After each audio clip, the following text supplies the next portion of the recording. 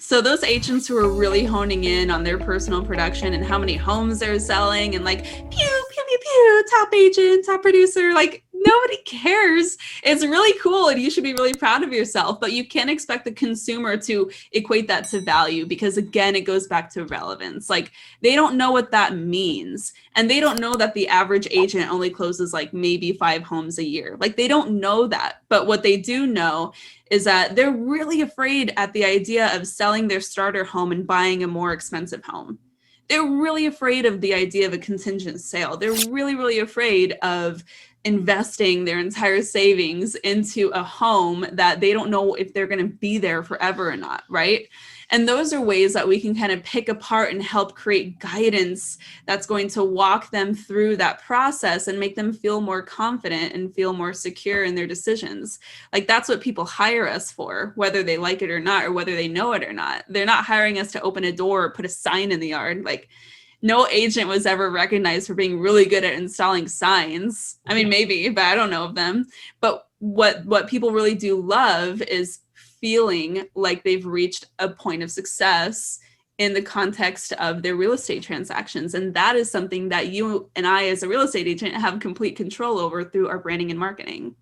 Well, talking about branding and marketing, Stephanie. So now I've done this pre-work, the most important work. So I'm going to tell every single person right now, if you haven't already done that work, stop your marketing, save your money, save, your reputation, etc. Take a week off. That's fine. 24 hours, a week off, however long it's going to take.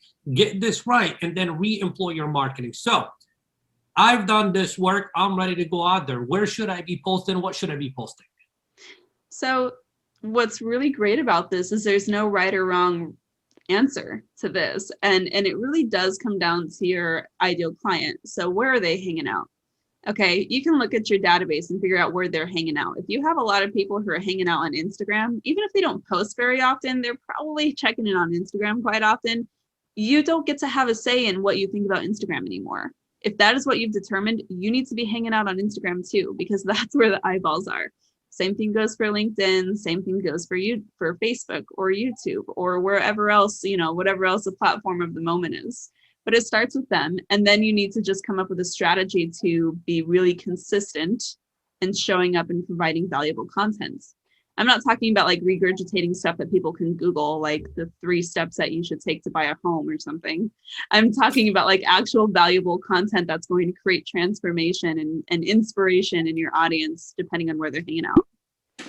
Perfect. So we've already identified, the value that we can give. So we understand exactly what our messaging is going to be. So the next thing that we need to take a look at is, and I would tell everybody right now, if there's 4, 5, 6, 7 social platforms that your clients are hanging out on, start with the one that the majority of them are on, perfect that, and then move it on to the second one and the third one, et cetera, et cetera, et cetera. Yeah. And then in what you're saying, what showed up for me is 2 words, consistency and frequency. Okay, you said consistency. What does that look like? Consistency every day, twice a day, yeah. So I'm probably most recognized in the Instagram space. So I'll speak in the context of Instagram. I think on Instagram, a lot of people assume they need to like show up every single day and post every single day. And, there are some like quote unquote gurus out there who will say you need to post multiple times a day. That's just not true. And most people are going to tune you out no matter how good your content is, because most people just don't care to hear from one person that often.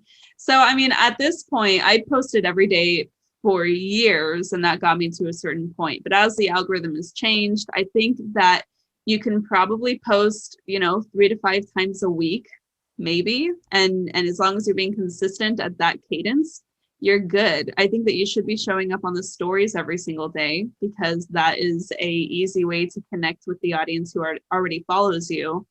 Posting to your feed or posting reels is going to get in front of people who don't already follow you. So those are 2 different functions that you're trying to address there.